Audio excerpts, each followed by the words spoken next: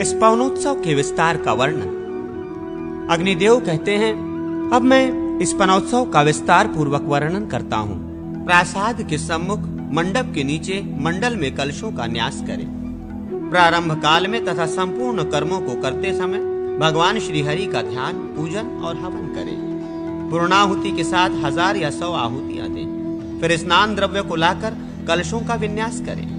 कंठ सूत्र युक्त कुंभों का अधिवासन करके मंडल में रखें। चौकोर मंडल का निर्माण करके उसे 11 रेखाओं द्वारा विभाजित कर दें। फिर पार्श्व भाग की एक रेखा मिटा दें। इस तरह उस मंडल में चारों दिशाओं में 9 कोष्ठकों की स्थापना आदि करके उनको पूर्व आदि के क्रम से शाली चूर्ण आदि से पूरित करें। फिर विद्वान मनुष्य कुंभ मुद्रा की रचना करके पूर्वादि दिशाओं में स्थित नवक में कलश लाकर रखे। पुंडरीकाक्ष मंत्र से उनमें दर्भ डाले। सर्वरत्न समन्वित जलपूर्ण कुंभ को मध्य में विन्यस्त करें। शेष 8 कुंभों में क्रमशः यौ, व्रीहि, तिल, निवार, शामाक, कुलत, मुद्ग और श्वेत सर्षप डालकर 8 दिशाओं में स्थापित करें। पूर्व दिशावर्ती नमक में धृतपूर्ण कुंभ रखें। इसमें पलाश, अश्वस्थ, वट, विल्व, उदुम्बर, प्लक्ष, जम्बू, शमी तथा कपित वृक्ष की छाल का क्वाथ डालें। आग्नेय कोणवर्ती नवक में मधुपूर्ण घट का न्यास करें। इस कलश में गोश्रिंग, पर्वत, गंगाजल, गजशाला, तीर्थ, खेत और खलिहान इन 8 स्थलों की मृतिका छोड़े।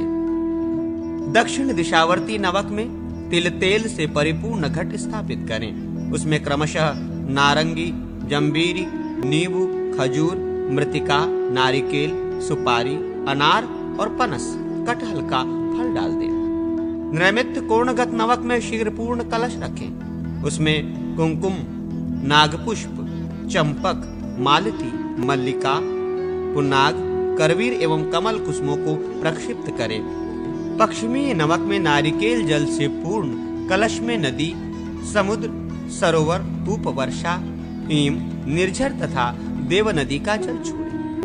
वायव्य कोणवर्ती नवक में कदली जल पूरित कुंभ रखें। उसमें सहदेवी, कुमारी, सिंही, व्याघ्री, अमृता, विष्णुपर्णी, दुर्वा, वच इन दिव्य औषधियों को प्रक्षिप्त करें।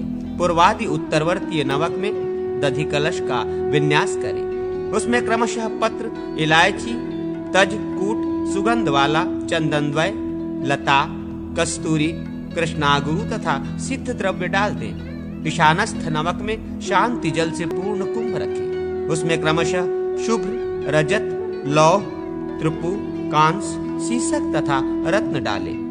प्रतिमा को धृत का अभ्यंग तथा उद्दर्थन करके मूल मंत्र से स्नान करावे। फिर उसका गंधादि के द्वारा पूजन करें। अग्नि में होम करके पूर्णाहुति दे। संपूर्ण भूतों को बलि प्रदान करें। ब्राह्मणों को दक्षिणापूर्वक भोजन करावे। देवता और मुनि तथा बहुत से भोपाल भी भगवत द्वीप का अभिषेक करके ईश्वरत्व को प्राप्त हुए। इस प्रकार 1008 कलशों से स्वप्नोत्सव का अनुष्ठान करें। इसमें मनुष्य सब कुछ प्राप्त करता है। यज्ञ के अवभृत स्नान में भी पूर्ण स्नान संपन्न हो जाता है। पार्वती तथा लक्ष्मी के विवाह आदि में भी स्वप्नोत्सव किया जाता है। वृक्षों की प्रतिष्ठा की विधि। श्री भगवान कहते हैं, ब्रह्मन, अब मैं वृक्ष प्रतिष्ठा का वर्णन करता हूँ, जो भोग एवं मोक्ष प्रदान करने वाली है।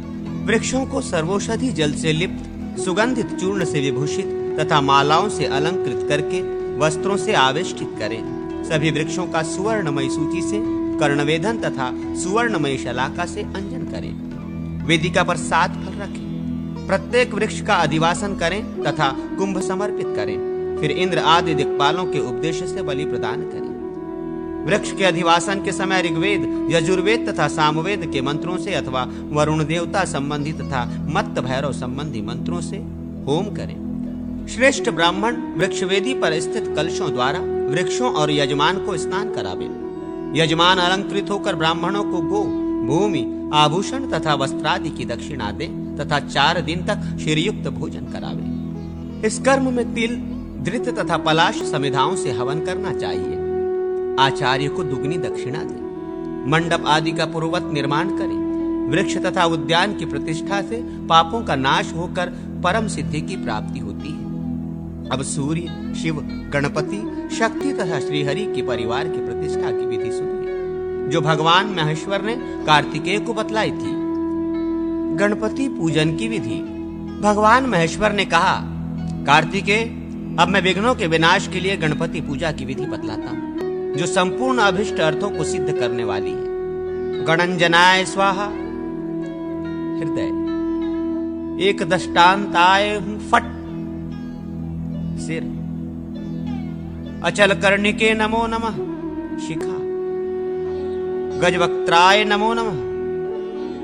कवच। महोदराय चंडाय नमः। नेत्र एवं सुदंड हस्ताय हूं फट। अस्त्र है। इन मंत्रों द्वारा अंगन्यास करें। गण, गुरु, गुरु पादुका, शक्ति, अनंत और धर्म, इनका मुख्य कमल मंडल के उधरों तथा निम्न दलों में पूजन करें एवं कमल कर्णिका में बीज की अर्चना करें। तिव्रा, ज्वालिनी, नंदा, भोगदा, कामरूपिणी, उग्रा, तेजोवती, सत्या एवं विघ्ननाशिनी, इन 9 पीठ शक्तियों की भी पूजा करें। फिर चंदन के चूर्ण का आसन समर्पित करें। यम शोषकवायु, रम अग्नि, लम प्लव पृथ्वी तथा वम अमृत का बीज माना गया है। ओम लंबोदराय विघ्नहे महोदराय धीमहि तन्नो दंती प्रचोदयात्। ये गणेश गायत्री मंत्र है। गणपति, गणाधीप, गणेश, गणनायक, गणक्रीड, वक्रतुंड, एकदंष्ट, महोदर, गजवक्त्र, लंबोदर, विकट, विघ्ननाशन, धूम्रवर्ण तथा इंद्र आदि दिक्पाल, इन सब का गणपति की पूजा में अंग रूप से पूजन करें। स्नान, संध्या और तर्पण की विधि का वर्णन। भगवान महेश्वर कहते हैं, स्कंद, अब मैं नित्य नैमित्तिक आदि स्नान, संध्या और प्रतिष्ठा सहित पूजा का वर्णन करूंगा। किसी तालाब या पोखरे से अस्त्र मंत्र फट के उच्चारण पूर्वक 8 अंगुल गहरी मिट्टी खोद कर निकालें। उसे संपूर्ण रूप से ले आकर उसी मंत्र द्वारा उसका पूजन करें। इसके बाद शिरोमंत्र स्वाहा से उस मृतिका को जलाशय के तट पर रखकर अस्त्र मंत्र से उसका शोधन करें। फिर शिखा मंत्र वशट के उच्चारण पूर्वक उसमें से तृण आदि को निकालकर कवच मंत्र हुम से उस मृतिका के 3 भाग करें। प्रथम भाग की जल मिश्रित मिट्टी को नाभि से लेकर पैर तक के अंगों में लगावे। तत्पश्चात उसे धोकर अस्त्र मंत्रों द्वारा अभिमंत्रित हुई दूसरे भाग की दीप्तमती मृतिका द्वारा शेष संपूर्ण शरीर को अनुलिप्त करके दोनों हाथों से कान, नाक आदि इंद्रियों के छिद्र को बंद कर सांस रोक मन ही मन कालाग्नि के समान तेजोमय अस्त्र का चिंतन करते हुए पानी में डुबकी लगाकर स्नान करें। ये मल शारीरिक मैल को दूर करने वाला स्नान कहलाता है। इसे इस प्रकार करके जल के भीतर से निकल आवे और संध्या करके विधि स्नान करें। हृदय मंत्र नमः के उच्चारण पूर्वक अंगकुश मुद्रा द्वारा सरस्वती आदि तीर्थों में से किसी एक तीर्थ का भावना द्वारा आकर्षण करके फिर संहार मुद्रा द्वारा उसे अपने समीपवर्ती जलाशय में स्थापित करें। तदनंतर शेष तीसरे भाग की मिट्टी लेकर नाभि तक जल के भीतर प्रवेश करें और उत्तराभिमुख हो बाईं हथेली पर उसके 3 भाग करें।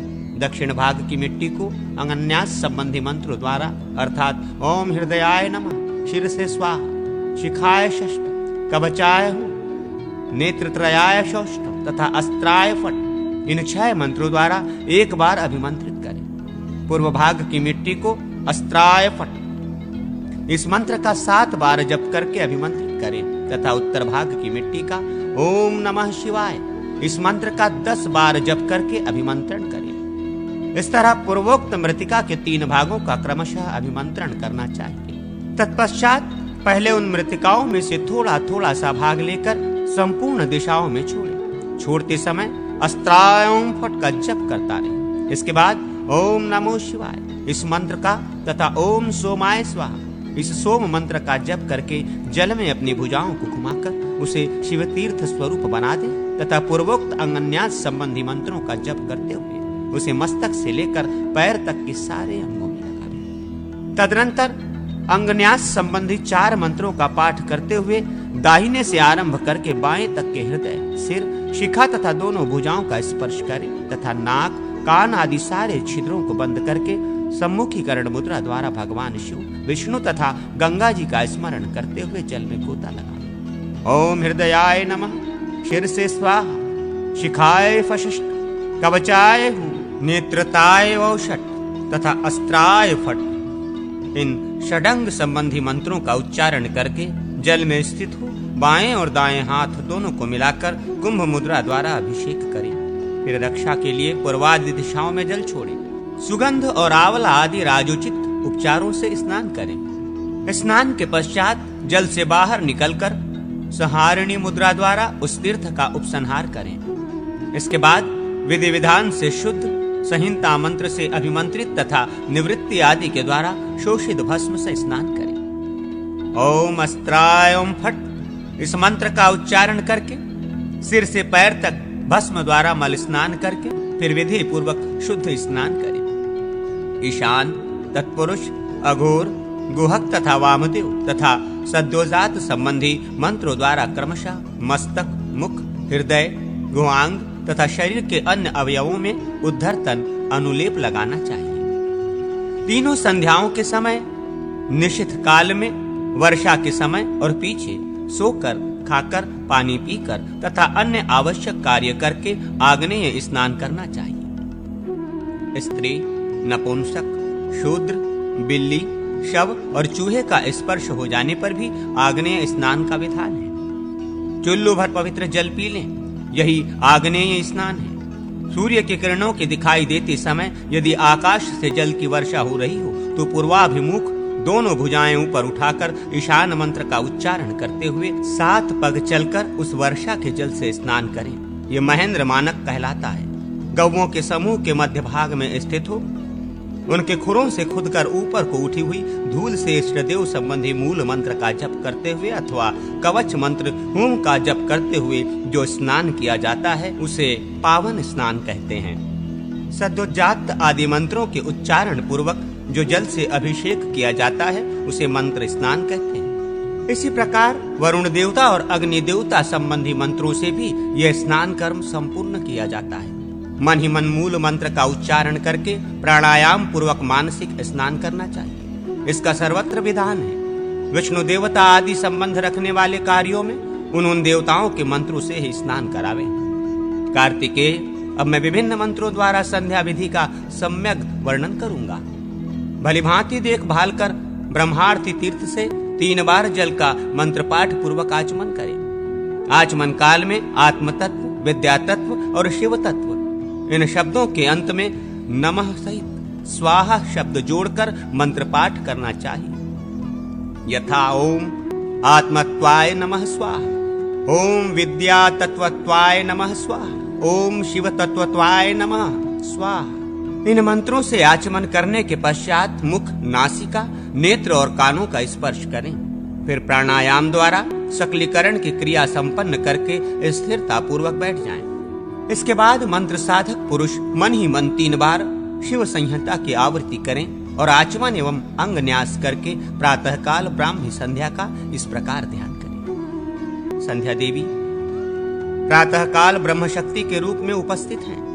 हंस पर आरूढ़ हो कमल के आसन पर विराजमान हैं। उनकी अंग कांति लाल है। वे 4 मुख और 4 भुजाएं धारण करती हैं। उनके दाहिने हाथों में कमल और स्फटिकाक्ष की माला तथा बाएं हाथों में दंड तथा कमंडलु शोभा पाते हैं। मध्याह्न काल में वैष्णवी शक्ति के रूप में संध्या का ध्यान करें। वे गरुड़ की पीठ पर बिछे हुए कमल के आसन पर विराजमान हैं। उनकी अंग कांति श्वेत है। वे अपने बाएं हाथों में शंख और चक्र धारण करती हैं तथा दाएं हाथों में गदा एवं अभय की मुद्रा से सुशोभित हैं। सायंकाल में संध्या देवी का रुद्र शक्ति के रूप में ध्यान करें। वे वृषभ की पीठ पर बिछे हुए कमल के आसन पर बैठी हैं। उनके 3 नेत्र हैं। वे मस्तक पर अर्धचंद्र के मुकुट से विभूषित हैं। दाहिने हाथों में त्रिशूल और रुद्राक्ष धारण करती हैं और बाएं हाथों में अभय एवं शक्ति से सुशोभित हैं। वे संध्याएं कर्मों की साक्षिणी हैं। अपने आप को उनकी प्रभा से अनुगत समझो। इन 3 के अतिरिक्त एक 4थी संध्या है जो केवल ज्ञानी के लिए है। उसका आधी रात के आरंभ में बोधात्मक साक्षात्कार होता है।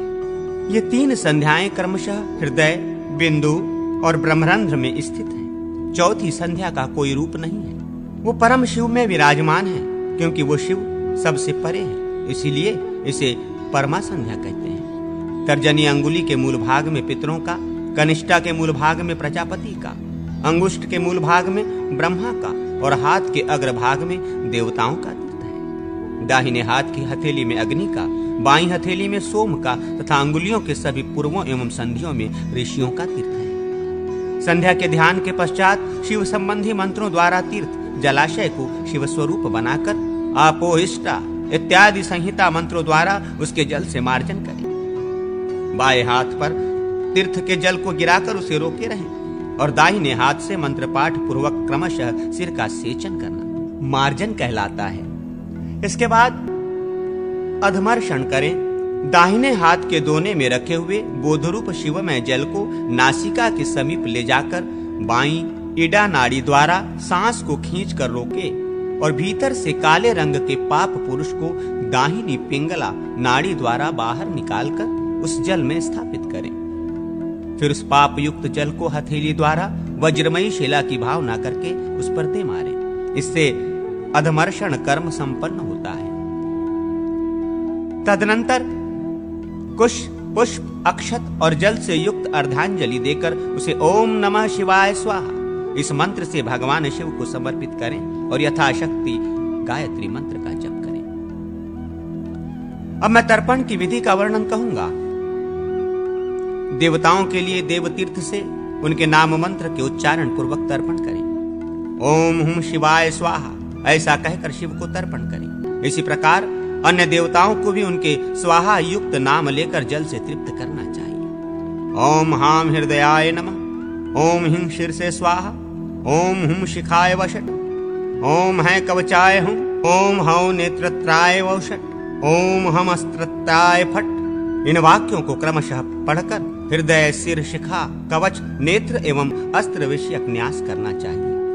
8 देवगणों को उनके नाम के अंत में नमः पद जोड़कर तर्पार्ण जल अर्पित करना चाहिए। यथा ओम आदित्येभ्यो नमः, ओम हाम वसुभ्यो नमः, ओम हा रुद्रेभ्यो नमः, ओम हाम विश्वभ्यो नमः, ओम हाम मरुद्भ्यो नमः, ओम हाम भृगुभ्यो नमः, ओम हाम अंग्र्योभ्यो नमः।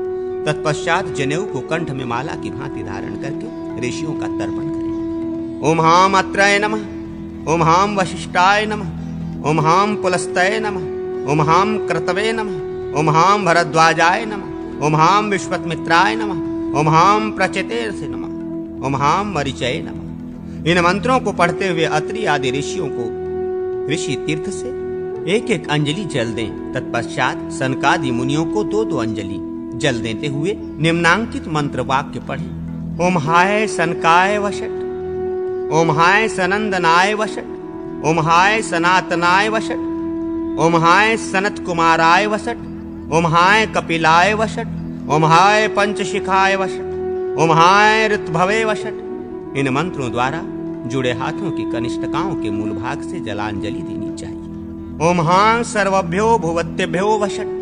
इस मंत्र से वषट स्वरूप भूतगणों का तर्पण करें। तत्पश्चात यज्ञोपवीत को दाहिने कंधे पर करके दूहरे मुड़े हुए कुश के मूल और अग्रभाग से तिल सहित जल की 3-3 अंजलियां दिव्य पितरों के लिए अर्पित करें। ओम हाय कव्य वाहनाय स्वधा, ओम हाय अनलाय स्वधा, ओम हाय सोमाय स्वधा, ओम हाय यमाय स्वधा, ओम हाय अर्यम्णे स्वधा, ओम हाय अग्निश्वातभ्ये स्वधा, ओम हाय वर्षदभ्य स्वधा, ओम हाय आजभ्ये स्वधा, ओम हाय सोमप्ये स्वधा इत्यादि मंत्रों का उच्चारण कर विशिष्ट देवताओं की भांति दिव्य पितरों को जलांजलि से तृप्त करना चाहिए। ओम हाय ईशानाय पित्रे स्वधा कहकर पिता को, ओम हां पितामहाय स्वधा कहकर पितामह को तथा ओम हाय शांत प्रपितामहाय स्वधा कहकर प्रपितामह को भी तृप्त करें। इसी प्रकार समस्त प्रेत पितरों का तर्पण करें। इन वाक्यों को पढ़ते हुए क्रमशः पितरों, पितामहों, वृद्ध प्रपितामहों, माताओं मातामहों, प्रमातामहों, वृद्ध प्रमातामहों, सभी पितरों, सभी ज्ञानी जनों, सभी आचार्यों, सभी दिशाओं, दिक्पतियों, सिद्धों, मातृकाओं, ग्रहों और राक्षसों को जलांजलि दें।